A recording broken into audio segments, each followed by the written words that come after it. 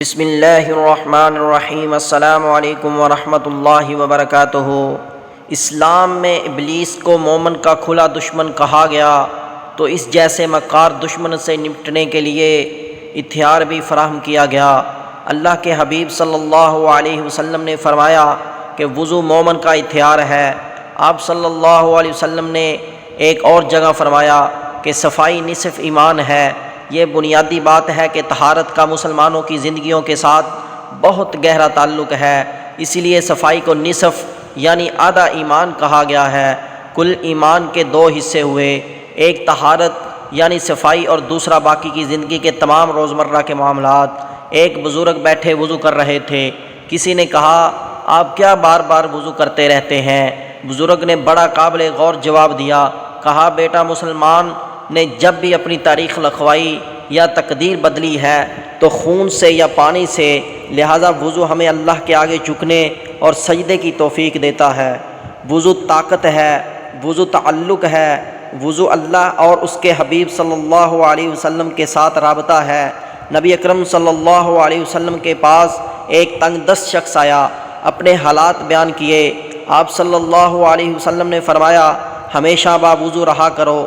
کافی عرصہ کے بعد جب وہی صحابی آپ صلی اللہ علیہ وسلم کی خدمت اقدس میں واپس آئے، کہنے لگے باوضو رہنے کی برکت سے اللہ نے بے شمار رزق عطا کر رکھا ہے، بلکہ اتنا رزق کہ اب میں محلے والوں اور دیگر بستی والوں کو بھی پالتا ہوں۔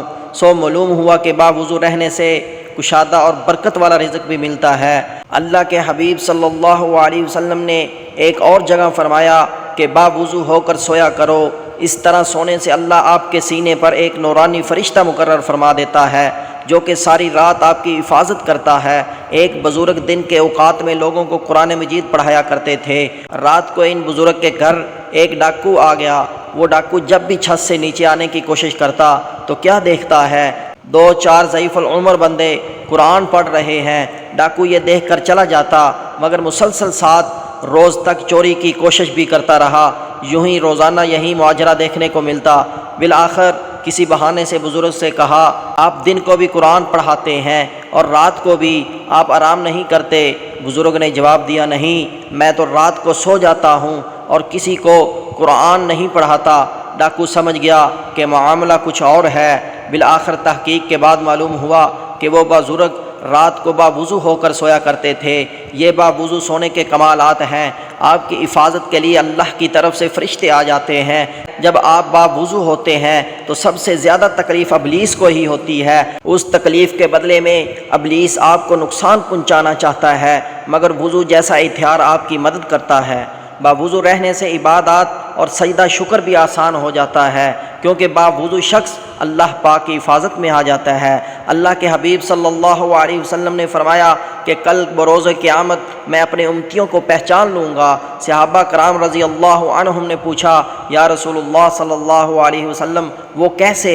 آقا صلی اللہ علیہ وسلم نے فرمایا کہ جیسے تم کالے گھوڑوں میں اپنے سفید گھوڑوں کو پہچان لو، ایسے ہی آقا صلی اللہ علیہ وسلم نے مزید فرمایا کہ میں اپنے امتیوں کو ان کے چہروں، پیشانیوں اور ہاتھوں اور پاؤں سے پہچان لوں گا، چونکہ وضو کرنے کی وجہ سے میرے امتیوں کے چہرے سورج کی طرح روشن ہوں گے۔